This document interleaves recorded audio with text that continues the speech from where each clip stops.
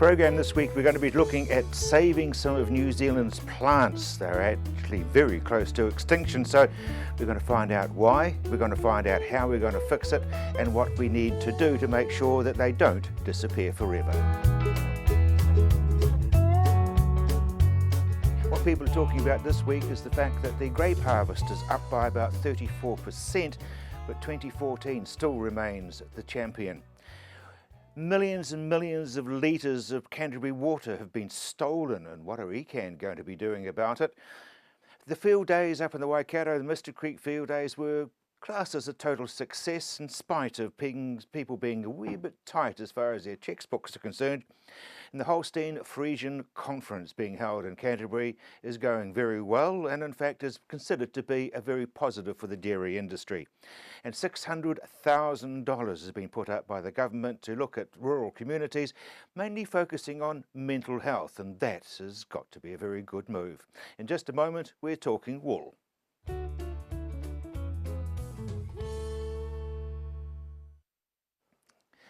The season coming to an end, so how's it been looking for the season? It's generally been a pretty good season when you compare it to the previous season, which was a really elevated season. Last 2 years have been at very high levels to where we've been historically. We started this year above where we ended the last season at, and for the first half of it up to Christmas we were well above those levels. Since Christmas we've had a bit of a slide over all types. A lot of that is currency driven, but a lot of it is the Chinese circumstances. As in? That China has basically shut down in a lot of areas. They have a credit crunch.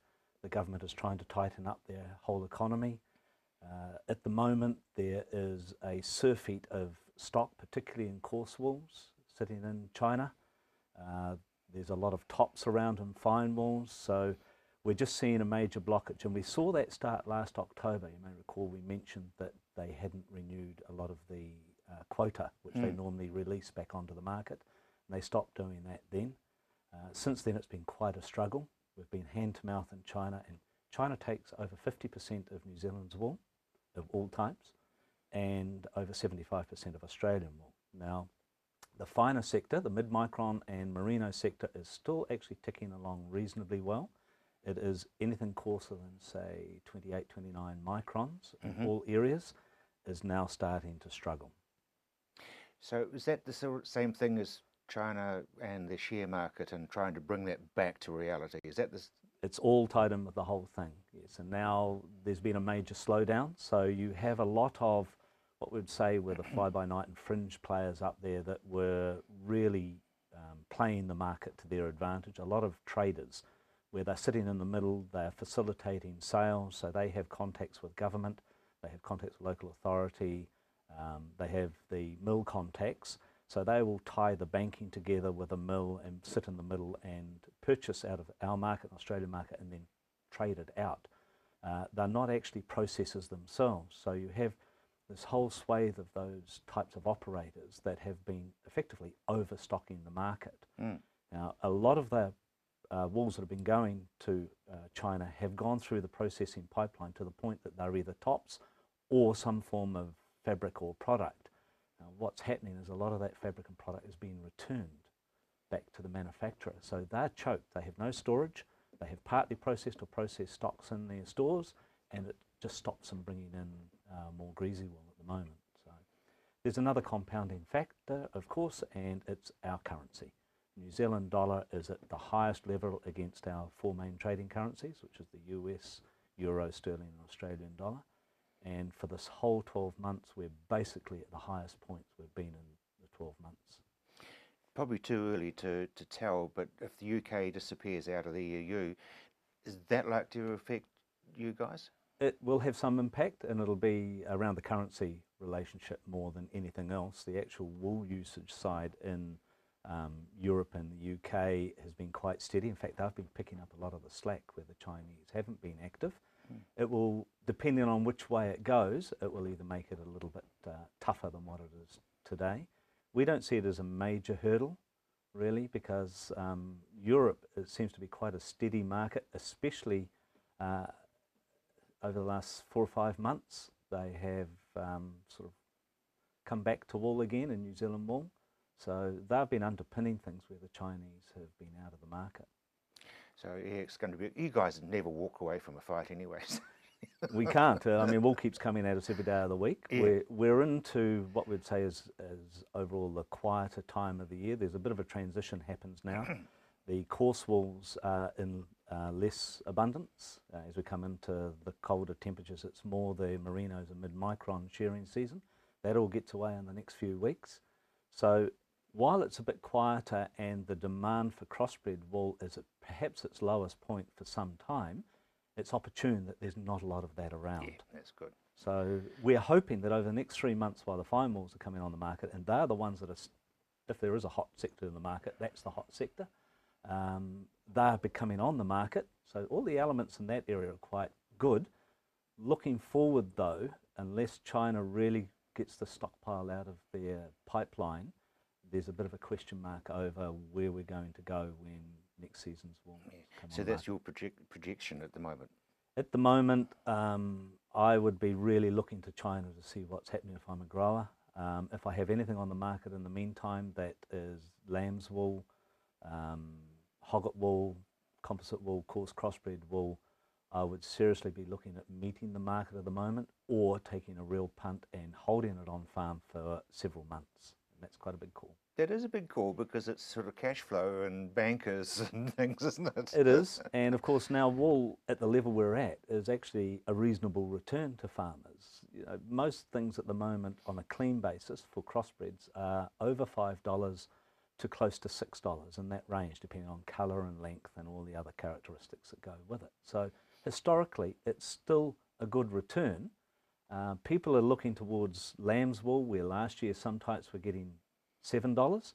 Now they're back to $5.50, and they're sort of saying, "Oh, wait a minute, I want $7 still." Well, unfortunately, the $7 market is gone because the $7 market was China. Yeah, but they'll come back. I guess you've got to work smarter when things get tight. Definitely, and you've heard me say before, and it's been in the media around wool this season, vegetable matter has been a major problem this year, and it's a result of the climatic conditions we've had over the last few months. There's a lot of coarse wool with high vegetable matter in it. Farmers and contractors really need to concentrate on this at the moment, because anything that is faulted will be receiving serious discounts as we go forward, because there's just so much of it on the market. When times are tough, you need to actually do a better job than when times are not so tough, because when things are buoyant, we can basically find a home for everything. When it's not buoyant, you become very picky about what you spend your money on. And you can't rely on the scours to whistle all that seed out. On short wools, that's anything shorter than 3 to 4 inches, it normally goes on a woolen system, so it gets hardly any combing at all to remove that seed. The scours do some opening, but they basically take a little bit out, but generally spread it wider rather than actually remove a heck of a lot of it. So it makes the product quite visually not good, especially if you put it into pastel products. You can see all the little seed specks all through it, and that's not a good look. No, so it's not. You can't sort of use that as an advantage, can you? Not at all.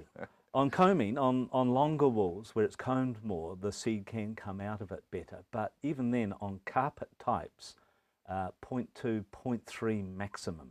After that, you're starting to look at getting some serious discounts, and depending on the type and the length, it can easily be $1 a kilogram. Oof. So yeah, preparation. Preparation is definitely the main thing to do. The other thing that happens, particularly in the deep south, is the skirting can sometimes be a bit minimal. Muddy tips and wool, you really need to watch out for that. You also need to do tighter skirting. If the body fleece wool looks quite good and you're leaving the skirts on and they're discoloured, that can knock the price and also the usability of it. So it's all about attention. It is indeed. Malcolm, thank you very much indeed. In just a moment, we're going to be finding out about a New Zealand native plant which is on the endangered species list. A little known beach dweller that's under threat. Indeed, yeah. So this is pingao. So heaps of people know about spinifex on our beaches, but a lot of people don't realise that this beautiful plant, pingao, is also there, and it's one of the main native sand-binding plants, and it's really, really important for the beach ecosystem. How did it become your focus? How it became our focus is that you can see, this is from the South Island, from Kaitariti Spit near Christchurch, and then this is from the North Island off Matakana Island. And you can see they're quite different. So the North Island ones are a lot longer, they're a lot wavier. And if you see them on the sand dunes, the North Island ones are a lot more spread out as well. So they grow quite differently. So we're wondering why. Why are they growing differently? Why are they physically different? And what relevance does that have for Māori culture with the weaving and also conservation? I guess the kowhai is the same, isn't it? The North Island kowhai is very different to the South Island one. Yeah, there's quite a lot of dimorphism, so differences in different populations throughout New Zealand. Because we're such a long, narrow country, there's quite a lot of different conditions that plants adapt to throughout it. Now this is endangered. Yes, so it's classified as at risk and declining. So things like coastal erosion, things like building houses by the beaches, letting stock graze on sand dunes, everything like that is putting pressure on this plant because stock can eat it and they trample it, and people dig it up and it gets burnt in fires sometimes, and so all of that sort of stuff is causing the populations to decline at quite a rapid rate. What about the introduced grasses that are on our sand dunes? Yes, so that's a huge problem as well. People want to build their houses right by the beach, but the thing is these guys only make quite long, quite mobile sand dunes, and people don't want that if their houses are right next to the sand dunes. They want really big, sturdy sand dunes. So many years ago they brought in grasses like marram grass, which create really sturdy sand dunes, but this has completely smothered pingao, and it's just not letting it grow at all. So what do we have to do if we really take it seriously and we don't want to lose it? So the main thing is to just leave the sand dunes alone. So don't ride motorbikes, don't drive cars on the beach. If you own the land around that, just fence it off so stock can't get to it and they can't eat it. Just really take care of it and make sure we can keep it for future generations. It's had a long history as far as Māori culture is concerned. Yes, so they've been using it for years and years and years to weave things like this beautiful kete I have here, and also things like tukutuku panels that you can hang up on the wall. They're absolutely gorgeous, and it's considered quite an elite weaving material too, because it's quite hard to weave with. As you can see, they're very tiny little leaves, and yeah, I haven't tried weaving with it yet, but I'm looking forward to learning. It really is quite intricate, isn't it? Yes, it is very intricate, but it dries this one isn't quite dry enough, but it dries this beautiful yellow colour, and it's the only, out of the 4 weaving materials in New Zealand, it's the only one that they don't do anything to the colour because it's perfect exactly as it is, and it provides a really great contrast against other materials. How at risk is it? It's very at risk. I have travelled throughout New Zealand looking at some populations and I started out at Kaitariti Spit, which is kind of the stronghold for pingao, and so I thought, oh, there's heaps here, it's fine, you know, it's not that bad. But then I talked to people from different places in New Zealand, and the people involved with its restoration said, oh, there's a really big population here, and so, you know, a big population, you think, go to a beach and see it everywhere type of thing. But these days, what people consider a big population is a tiny little patch, maybe the size of this room. It's really sad. It's big compared to nothing. So yeah, it's really declining quite fast, and we need there is quite a lot of effort going into saving it, but we need to keep going with that effort and increase that effort, in fact. I guess we all look at birds and animals that are on the endangered species list, but we don't think very much about plants that are. Exactly, but what some people don't realise is that if there aren't plants, there aren't animals either. Like, these guys provide critical habitat for katapo spider. They provide nesting sites for the New Zealand dotterel, the Australasian harrier. All sorts of animals use these plants as their habitat and their food source, in fact. So it's really critical that we keep the plants so we can also keep the animals. Do we need to look at eradication of imported animals and plants? So rabbits are also a big problem on the beach. They come in and nibble these, and yeah, we have to do a really big effort in getting rid of marram grass, which that has picked up in the last few years, maybe in the last 10 or so years. People have put a lot of effort into eradicating marram grass because that is the really big problem, but there's also ones like tree lupin and all sorts of things that are creeping onto the beach, so we've really got to be aware of those too. So you're really the knight in shining armour leading the charge to make sure that we don't lose it. I'm trying to. Myself and Hannah Buckley is in charge of this project, actually. So if anybody's interested, get in touch with her, get in touch with the Dune Restoration Trust. They're doing amazing things trying to save this guy. In just a moment, we'll be talking farm accounting.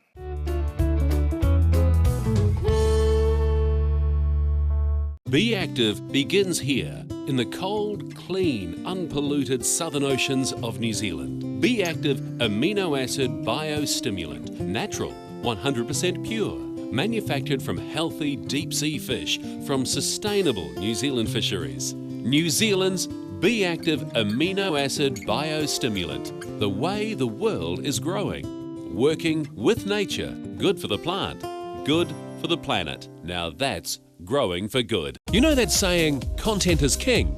Well, in today's mixed media world, it's true. You need video, audio, photos and more for social media, for marketing, for communications, sales and for advertising. And you need this at a price that works with your budgets. Well, that's what we do. At Tandem, we partner with you to create the content that you can use to shout to the world or video link to a few. Connect with us and we'll help you connect to the world. We're living on a planet facing almost insurmountable challenges. Challenges we have to face sooner rather than later. The world needs our energy. She needs our ideas, our passion.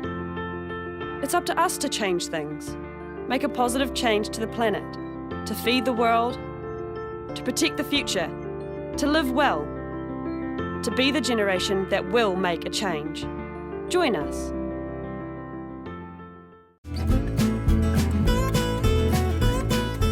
Everybody has a story to tell. What's yours? Maybe your family has been farming the land for 5 generations. Perhaps you have invented the next best thing in agriculture, or maybe something else. Whatever your story, if you're out on the land, we want to hear from you. Get in touch by emailing us at info@ontheland.co.nz.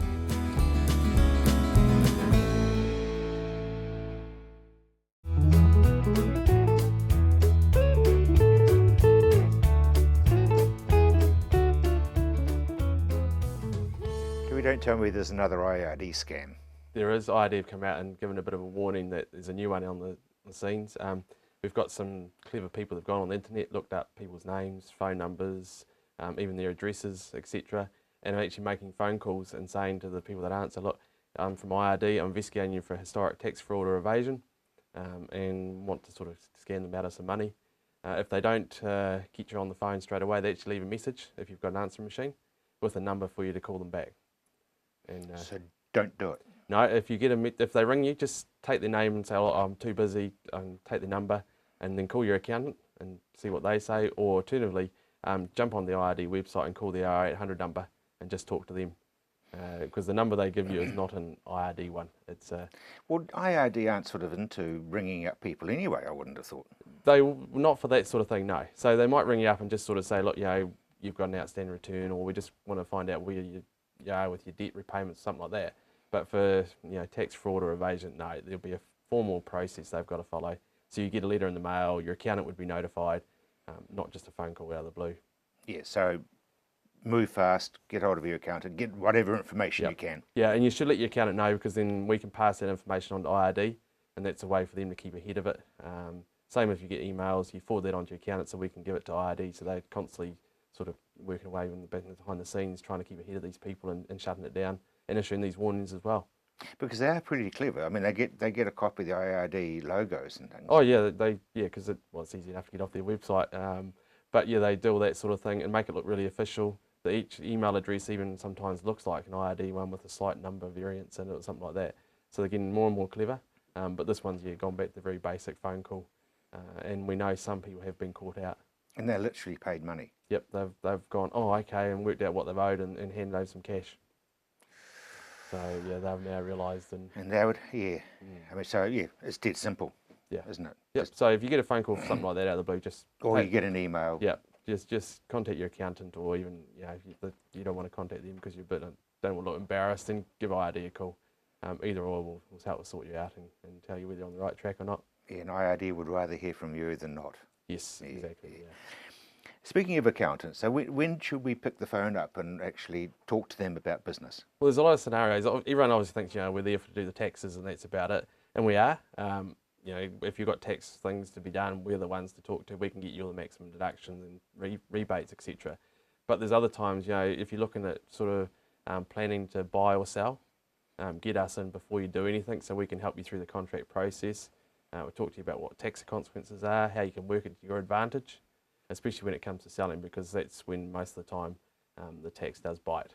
So we can help plan it out to work better for you. Yeah, because you've got all sorts of structures, haven't you? You've got trusts, you've got companies, you've got... Yeah, and you know, when you go to sell a farm, it could be a trust owns part of it, a company might own another part, or you know, the company could own all the assets and the farm is owned by a trust, and if you're trying to sell it as one, then the contract does get quite complicated, so that's where we can help you, guide you through the process. Yeah, and then I'm sort of thinking things like water rights and goodness knows what else. Yeah, these are the things that if you've got to make sure it's specified in the contract, so there's that to think about. And we've, you know, all accountants have a checklist that we can work through and just say, look, have you thought of this and that, and just make sure you're on the right track. And that's really before you get it listed and start looking at... Yeah, the moment you have a thought that you want to buy or sell, you should be on the phone to an accountant saying, look, this is my plans, what do you think? And we can take you right through from the very basis of whether it's even viable, especially if you're looking to buy. You know, we can take you through whatever figures have been provided and whether they're realistic, and then, you know, your structure and how to do everything from that point on. And there's GST. Yep, there's GST to think about, and depending on what you're buying and selling, you may or may not have to pay GST. Or you may, yeah, exactly. I mean, what happens if I buy a property that was GST-able, but I didn't want to be? Can I do that? You can buy it, but you're going to get charged the GST by the vendor. Yeah. So if you're buying a property of substantial nature, you want to be GST So you're just registered. paying 15% more? Yeah, you are. Yep. And then the vendor just pays it straight onto IRD. So they're not out of pocket, it's just you pay more than what you pay. But when I come to sell it, having developed it and got twice as much for it, I don't pay. Yeah. You get a bit of a minefield if you started to go down that track. Yeah, I think that's the situation where that person in particular goes and talks to an accountant and says, right. Yeah, especially if you've got any sort of development stuff going on, then you need to be straight on the phone to the accountant before you do anything. Budgets will be another one. Yeah, we can help do the budgets, plus also do the monitoring of them. A lot of farmers might have a business partner or family even. So, you know, it could be the father and the son doing the farming, but the daughter wants to know what they're up to. So we can, you know, do budget reports, and it gives people a bit of a guarantee that the data is right, not just something that the farmers put together basically, because we've got to make sure it's accurate for us to put our name on it. So it gives certainty for people. And I guess with budgets, I mean, people will sit there and they say, well, I'd really like 215% lambing this year, because that's... they try all sorts of tricks. Well, I'm not going to spend, you know, this much on my fertiliser, and I'm going to cut down these areas. You look at we look at trends and say, look, you haven't done it in the past. What's going to change now? So you actually get the feet on the ground. Yeah, yeah. So, you know, we've in our office, we've got statistics stuff that we've run for the last 10 years on a lot of farms. So we know exactly what they're doing and what they're capable of. And if someone comes to us with a budget and it's not even close, then they have to have a very good explanation before we accept their sort of budget. And 9 times out of 10, it's just them trying to be optimistic or look good for the bank. I mean, the bottom line is that you can't really do an accurate budget because you don't know what the prices are going to do. No, you can't. But on the expense side, you can certainly get that pretty close. And that's the one that's really the key, because you want to sort of make sure that you're not overspending and overcapitalising on the farm. And you're spending it in the right areas, you're not just wasting it. Some people sort of think, oh, I'm just going to spend, you know, this much because it's going to save me tax. Well, it will, but are you really getting any value out of it? So that's where the return on the investment is also another thing that we've got to look at. And you would notice if there's a pump that actually happens to be inside a boat. Yes, yeah. You can't hide a lot of things for accountants. We know sort of what things are worth because you get to see from other farms, etc. And you know what's coming through from suppliers. You know, we get copies of their sort of updates, price lists and things like that. So it's hard to sneak things through. Well, the bottom line is, though, that you have to be like that, because you're the intermediary between they and IRD. Yeah, exactly. Yeah, we're the ones that are answerable to IRD, especially if we put it through and then try and say, well, we didn't know. They're going to say, well, you should have known. And that's where, yeah, if you're going to do something, you should be up front with the accountant Yeah. I think probably there would be certain people who would fear time with an accountant because of not who they are, but what they are. And they would be going, I really don't want to get the bad news. Yeah, but it's better to work with your accountant. Sometimes it's not actually bad news. We can help make it even better for you. So yeah, I wouldn't be afraid of working with an accountant. You should be working with them more, is the reality. That should be a mate. Yeah, they should be involved with your, even your family life. Get in there and tell them what your goals are for the family, because we can help you get to that point for them. So yeah, if you want to say you've got a child, you want to send them to university, you're not sure where you're going to have the cash to get them to that point, we can start putting things in place to get them there, and sort of help you get, set that goal, put funds aside, or even just put it into the budget, for example. Brilliant. Thank you very much indeed. Now, if you are feeling not too good, or you think you could do a lot better, our next guest can tell you how. First question is really quite simple. What is it that we're going to be doing? We're going to be doing a thing called access bars, and it's basically a process where we touch 32 different points on your head relating to various areas of your life, and that helps to release and remove anything that's holding you back in that particular area. Like, for instance, up here is the money bar. So if you've got any worries, any concerns, any issues about money that you're willing to let go or not willing to let go, you're able to change things there much more easily without having to deal with analysis and a huge amount of thought. There's going to be a large percentage of the population, Marky, who are going to say this is all snake oil stuff. Yes, there is. However, there's a neuroscientist in the States that experienced this process and was so taken with the results that he got from it that he's doing a scientific study about it, which proves that it actually does what we say it does. The study is due to come out in probably a month or so, and until that we can't officially say that it does what we know it does. Is it sort of like Reiki, where you touch your feet and that helps you with your liver? My liver probably needs a lot of touching. Well, access is, touching your hands on your head, and it is energy work, and it will change things. So in that respect, it is similar to Reiki. Now, you and your daughter are heavily into it, but how did it start? We got involved through my daughter coming home after being off dancing on a cruise ship, saying, "Mum, I'm off to this course in Wellington," and I went, "Oh, what is it?" And she said, "Access bars." And I said, "What's that?" She said, "Not entirely sure, but it's good and I'm going." And I said, "Okay, I haven't seen you for 6 or 9 months, I'll come with you." And we went to this class, and it was a day of bliss, basically experiencing the bars and receiving the bars. Even though we weren't exactly sure what we were doing, we came out of it going, "Oh, this is so much fun, this is so cool, let's do some more." And so we got hooked on the journey, and we went on to learn more about access consciousness and the tools and the various modalities and the body work that you can do, as well as just the hands-on head process, which is the foundation and the first thing that you learn in bars, and one of the most useful things that we have that we can help people with. Maggie, can anybody do it? I mean, could I learn to do all this stuff? Anybody can do it. There's bars practitioners, people that can do it on you and for you, or there's bars facilitators, people that can teach you how to do it, so then you can do it with your friends and family and anybody you like as well. And takes a day to learn it. But the good thing about that is that you get to receive the bars twice and gift the bars twice, so it's another day that's just amazing. You're lying there and relaxing and receiving and learning at the same time. Now, there is a lot of stress, especially in the rural community.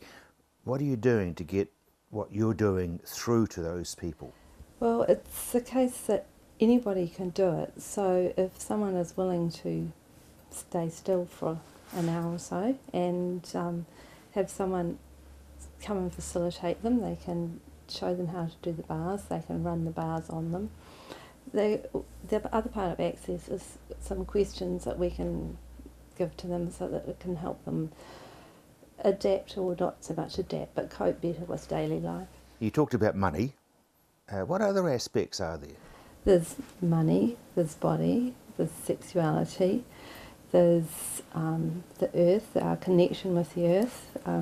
Access is really big on connecting with the earth and treating it right and being aware of the earth and what the earth is asking of us as well as what we're asking of it. So that's a...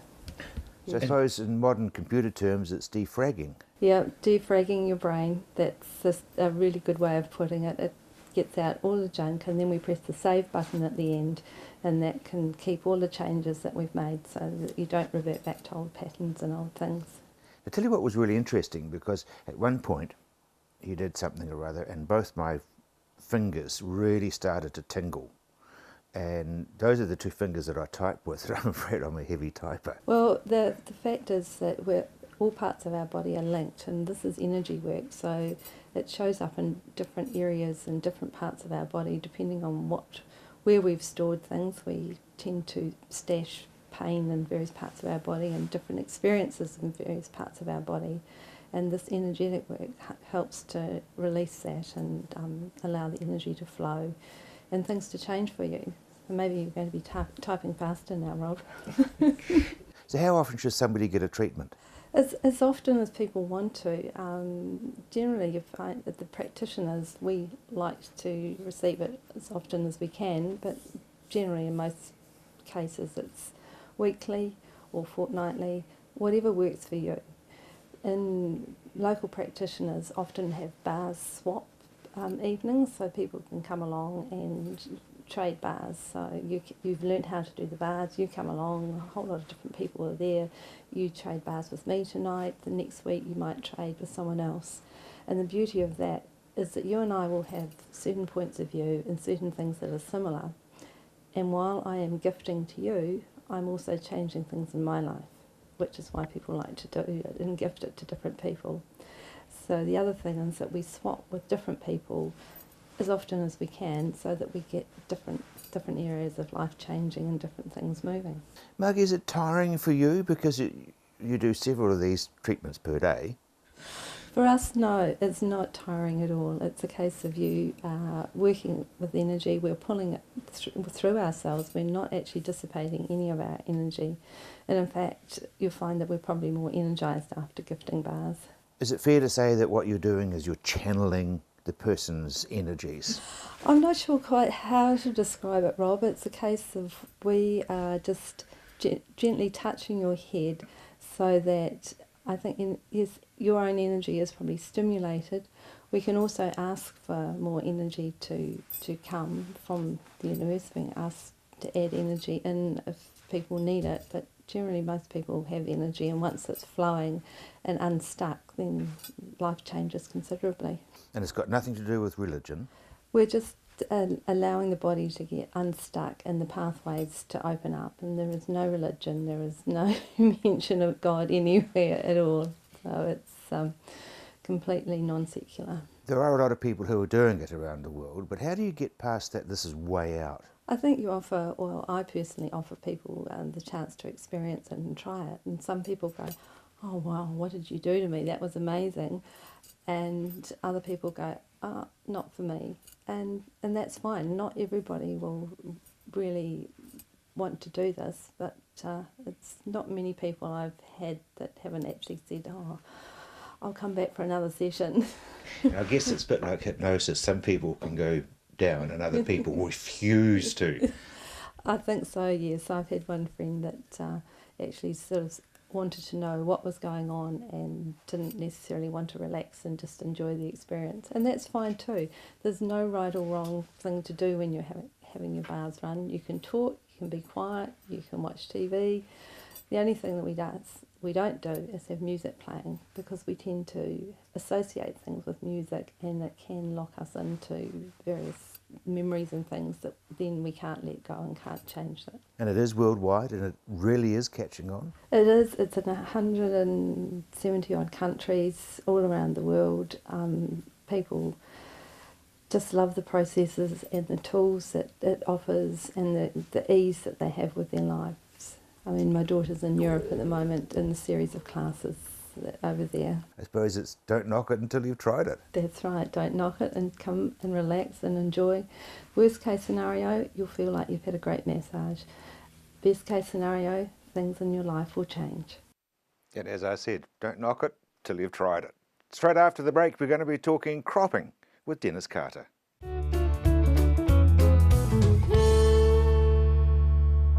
Be Active begins here in the cold, clean, unpolluted southern oceans of New Zealand. Be Active amino acid biostimulant, natural, 100% pure, manufactured from healthy deep sea fish from sustainable New Zealand fisheries. New Zealand's Be Active amino acid biostimulant, the way the world is growing. Working with nature, good for the plant, good for the planet. Now that's growing for good. You know that saying, content is king?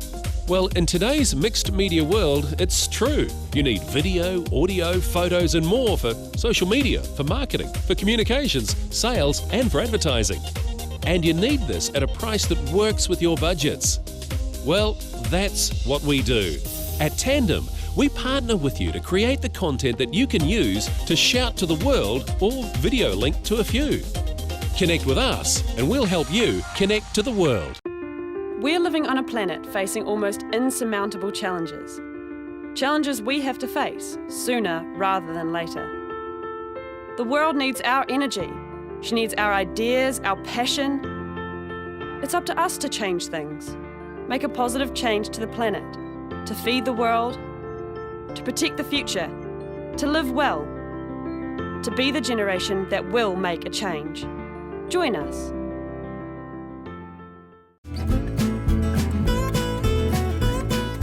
Everybody has a story to tell. What's yours?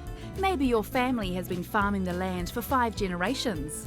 Perhaps you have invented the next best thing in agriculture, or maybe something else. Whatever your story, if you're out on the land, we want to hear from you. Get in touch by emailing us at info@ontheland.co.nz.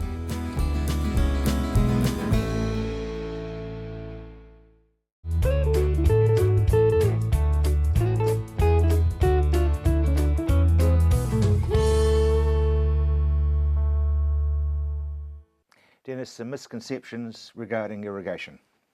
Yes, a few facts, Rob. One thing I want to set straight was the debacle down in Ashburton with poor old Angus Mackay was tied up in, where we're selling bottled water, and the council were pushing the establishment of a new company and potentially 11 jobs, and the media just completely took that out of context, and they started turning everything into litres. And of course, we know when we're talking irrigation water, we're talking about cubic metres, which is 1,000 litres to a cubic metre. And if you see what goes out the rivers, is measured as cumex as such. But that particular exercise is the exact same equivalent as one of our wells at home on our farm in terms of annual allocation, and also litres per second mirrors that as well. So really we're talking about peanuts in the big scheme of things, and a huge hoo-ha about it. And here we are, 11 jobs. We should have 1,000 bottling plants selling our precious water. It is a renewable resource, and really we need the jobs. But it's pretty emotive down there. They marched in the streets. Well, they do, but they don't understand, because the media have sort of virtually turned it like measuring a kilometre in millimetres when they start talking about litres, and really people get all excited about it, but they don't understand the reality of it, and sensationalism will rule the day, when really they need to do a bit of thinking and a bit of research behind it. Because now we've also got ECAN being caned for the theft of millions of litres. Yes, well, the farmers themselves have a real problem with the irrigation infrastructure, and the companies can't keep up with the demand or with the servicing of various things, and the data loggers which they're going on about are terribly expensive and terribly inaccurate, or they fail. We've had one failed 5 times, and we sent it to Auckland, and the company gave us our money back in the finish. And so we purchased a really expensive German data logger after that, and it's now reliable. But these are the sorts of things that the media would say that the farmers are criminals. Well, if the batteries keep going flat, or the inside lining of the data logger falls apart or peels off or something like that, because they're not up to scratch. Now, your big cities, they have industrial type water loggers because they charge for the water. So we could be made to go to the industrial level. And really, I know in the States, that happened in one of the states there was 5,000 users were telling the state that we can't tell you how much we're using because our equipment's faulty. And the state said, you will tell us. And the guy said, well, we have to go to industrial type data loggers to get that far. Is it not up to the user to make sure that they've got the right equipment?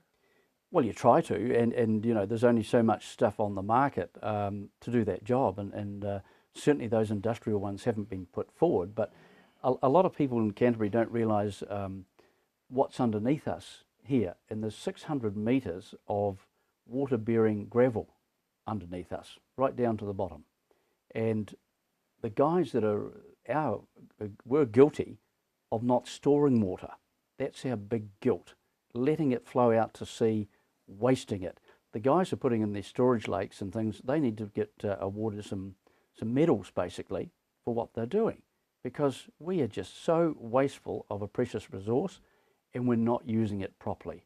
Putting it through plants and creating jobs and income for the country is what it's all about, and really look at the big picture. Don't just focus on who's getting what and who's not doing what, like the media are at the moment, because it's not really the big picture at all.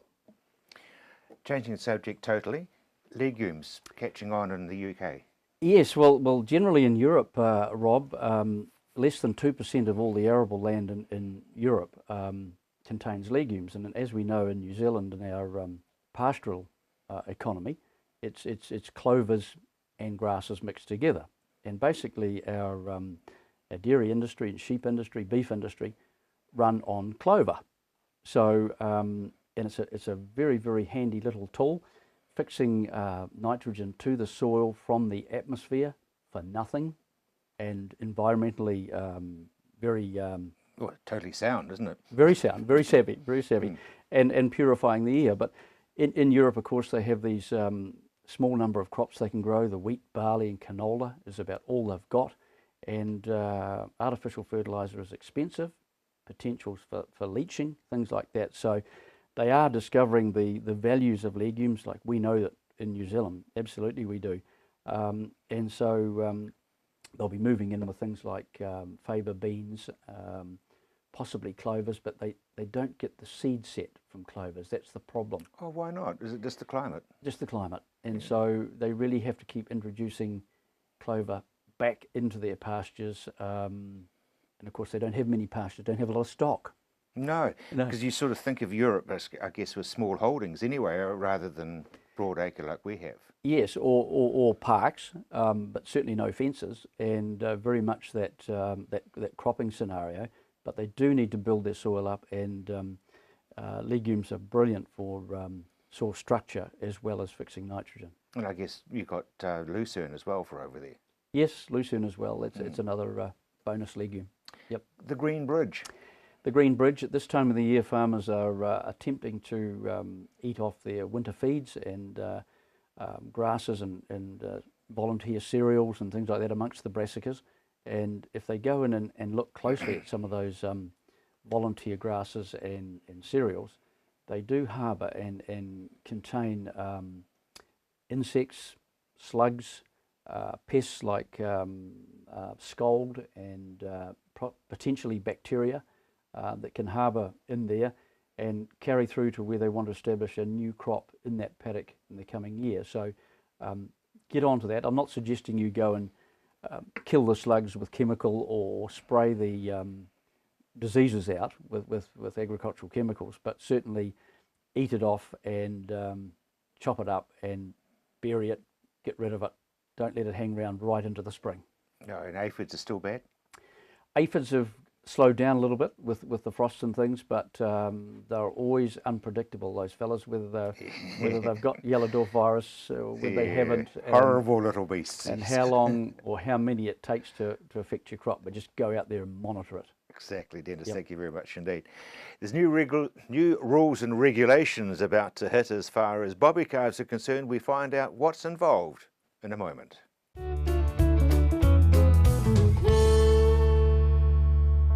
Be Active begins here in the cold, clean, unpolluted southern oceans of New Zealand. Be Active amino acid biostimulant, natural, 100% pure, manufactured from healthy deep sea fish from sustainable New Zealand fisheries. New Zealand's Be Active amino acid biostimulant, the way the world is growing. Working with nature, good for the plant, good for the planet. Now that's growing for good. You know that saying, content is king? Well, in today's mixed media world, it's true. You need video, audio, photos and more for social media, for marketing, for communications, sales and for advertising. And you need this at a price that works with your budgets. Well, that's what we do. At Tandem, we partner with you to create the content that you can use to shout to the world or video link to a few. Connect with us and we'll help you connect to the world. We're living on a planet facing almost insurmountable challenges. Challenges we have to face sooner rather than later. The world needs our energy. She needs our ideas, our passion. It's up to us to change things, make a positive change to the planet, to feed the world, to protect the future, to live well, to be the generation that will make a change. Join us.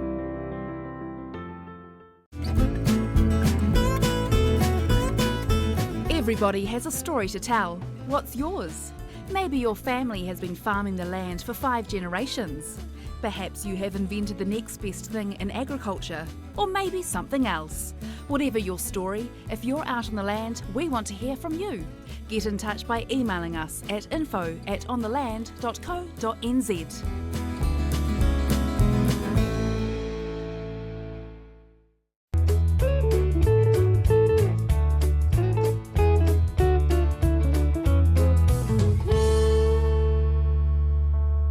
Victoria, new rules and regulations regarding bobby calves. Yes, Rob, thank you very much for having me. These rules come into place on the 1st of August, and basically farmers just need to be aware that they have some responsibilities for the animals in their care, and this is nothing new. We're just formalising these a little more than what they have been done in the past. So MPI have worked very hard over the last few years to improve the welfare of this really vulnerable class of livestock, because we're talking about calves that are 4 days of age, and they have a number of requirements that need to be met that perhaps adult stock don't need. I guess the first one really is that they need a feed. They sure do, absolutely. So the regulations itself that are coming to play as of the 1st of August, there are 4 of them, and we'll be transitioning to the other 3 in 2017. But essentially, we want farmers to be feeding their calves and actually providing them with the same level of care and husbandry as they would with any other class of livestock on the place, or their replacement calves. For example, bobby calves should be treated no differently, and that's why we're actually calling these regulations young calf regulations, not just bobby calves, because it is about all young calves. But essentially, we know in the dairy industry that, you know, by virtue of numbers, that 50% of the calves that are born are going to be male. Last year, we killed upwards of 2.5 million calves, and we had a mortality rate of down to 0.25%, which is a marked improvement from back in 2008, where it was 0.7%. So the goalposts have changed. Welfare is an intrinsic part of any farming system, and by and large most farmers know that. But it's about bringing everybody up to speed and in line with MPI and the other stakeholders, because it's about perception, Rob. It's about how the New Zealand public view farmers in this country, and it's also about our market access, how our overseas markets view us. And as we've just discussed with the advent of social media and communications now, something that happens in a farm over on the West Coast could be communicated over to Europe or the States within an instant. Within seconds. Yeah, yeah. Exactly. So I guess the major points would be feed them, get something into them. You're not allowed to move them for 4 days. So the calves have to be a minimum of 4 full days of age, 4 full days of age. And so we're asking farmers just to have a system in place to ensure that calves that are likely to be transported are 4 full days of age. And there are a number of different ways that that can be done. So we want calves with full bellies that have been fed. We want calves that are able to stand of their own volition and walk around freely, that are free of disease, that have bright eyes, the ears are up, no scours, have well-worn feet, so the bowls of their feet are well-worn, which, yep. Dairy NZ have got a poster that you can get, haven't they? They sure do, and I recommend to all farmers actually, irrespective of whether you're dairy farming or not, because there's some great rules to follow about the transportation of stock. But certainly there's a pamphlet that's available on the Dairy NZ website that talks about 8 points that one needs to consider before a calf would be eligible or fit for transport. So bright eyes. Yep. So we've correct ear tagging. Yep. And dry navel. That's dry important. Navel. Dry navel is really important, and we do mean a dry navel. Over previous years, we've had calves coming in, and I'm certainly one of the vets at a processing premises that receive these animals. I have calves coming in with raw, fleshy navels. That's not acceptable. They need to be dry, they need to be dehydrated, and they need to be shriveled. So I really want to get that point across to farmers this season. And Victoria, you can't send them into Ireland? Absolutely not. Transport across the Cook Strait is now no longer applicable or possible for these animals. That's a regulation that is in place. It's because, again, Rob, as I alluded to at the beginning of this conversation, we're talking about a very vulnerable class of livestock that requires special care. Transport for animals is stressful enough as it is, but for a young calf, it places even more stress on them, and that's an arduous trip across the Cook Strait, as we know. For anybody, including two-legged people. Of course. So no transport across the Cook Strait. Maximum of 12 hours transport now from the time of pickup to the time of delivery. So no longer do we want to see these cows on trucks or calves on trucks for 15 hours at a time. Well, they need to be fed in that 12 by then anyway. Well, we still have this rule in place, this what we call the 28-hour rule, which is 28 hours from last feed to slaughter. But that is one of the transitional rules that will come into place for next season, for 2017, where a calf, there'll be 24 hours from last feed to processing. Now, you're working with the transport companies as you do with TB and that sort of thing? Absolutely. So we're working with all of the stakeholders. So it's everybody along the supply chain, Rob. So it's the farmers and their farm workers, and looking at the systems that they have in place on farm. And that's in collaboration with the likes of Dairy NZ, who are doing a fantastic job. We're also working with the transport industry and individual transport operators to give them an understanding of what training their drivers require, so that those drivers feel confident when they go out onto a farm. They know what to look for and can make an instant determination as to whether those animals are fit for transport. And they can say no. Absolutely. And that's something that MPI have constantly discussed with the transport industry, that they absolutely have the right to decline. Because if they do pick up an animal that is not fit for transport, then essentially they can be prosecuted under the Animal Welfare Act. There's sections under the Act. It's a pretty big idea to say no then, isn't it? It absolutely is. And I have a great degree of sympathy for the drivers, because often they're caught between a rock and a hard place. But we're saying, hey, look, it's just not worth it. So if you're not satisfied that your calves in this particular instance have met all of those 8 requirements, then don't pick them up. Because literally, you're going to fall out with the farmer, but you don't get sued. Well, that's right. I mean, it's a difficult situation to be in, and I understand farmers want to get those calves off their place because they've got the next cohort coming through. But again, it's about saying everybody has a responsibility along the supply chain for the welfare of these animals. So if everybody does their job, you won't need people like us around. So there you are. If you don't do your job, you've got to get prosecuted. If you do your job, you've got no problem at all. If you'd like to recap on what Victoria was saying, or any of our other items that have been on the program, go to our website, which is ontheland.co.nz.